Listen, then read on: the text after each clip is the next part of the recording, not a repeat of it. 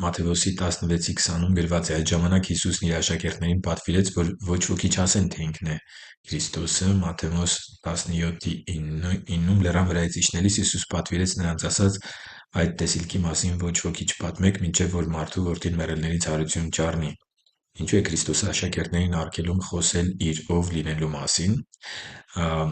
Հատկապես երկրորդ հատվածը Մատթեոս 17:9 բացատրում է ինչու։ Որովհետև բաներ կար, որ ընդհանուր մարդկանց համար չէր այդ պահին, այսինքն գաղտնի չէր պահվում, բայց օրինակ այն խոսքերը, որ Տերը ասեց, չպատմեք, մինչև որ Մարդու Որդին մեռելներից հարություն չառնի, այսինքն մեռելներից հարություն առնելուց հետո, խաչելությունից և հարությունից հետո կարելի էր պատմել։ Սա այլակերպության հրաշքն էր, որ Պետրոսը, Հակոբոսն ու Հովհաննեսը միայն տեսան, և իրենք այս վկայությունը պետք է պահեին, և ոչ ոքի տեղյակ չպիտի պահեին, թե ինչ են տեսել Մովսեսին, Եղիային, երկնքից Աստծու ձայնը,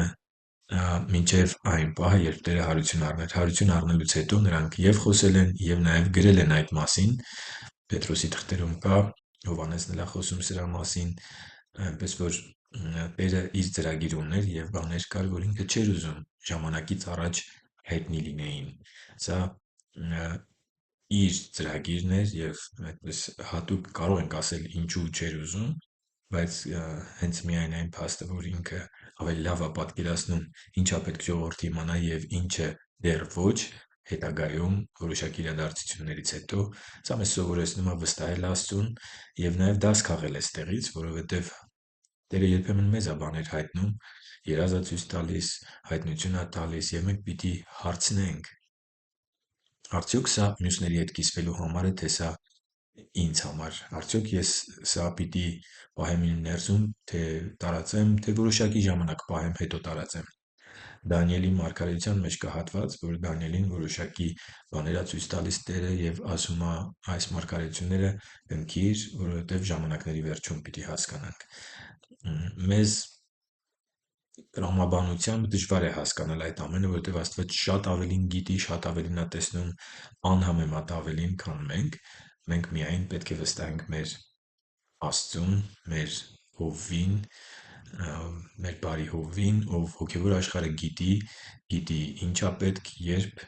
ինչպես,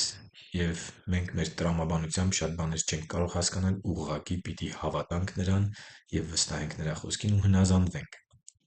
Դասը կլինի, որ մենք էլ հարցնենք. այս հայտնությունը, այս տեսիլքը, այս երազը, այս մարգարեությունը ինձ համար է տարածելու համար, թե որոշակի ժամանակ պահելու, հետո տարածելու։ Սա իմաստություն կլինի, եթե այս հարցը ինչ-որ օգտակարություն ունենա, ապա այս դասը սովորելով ես կարծում եմ, որ շատ օգտակար կլինի որոշ մարդկանց համար, որովհետև անմիջապես սկսում են իրենց տեսիլքները, իրենց երազները, իրենց մարգարեությունները տարածել, առանց հարցնելու Տիրոջը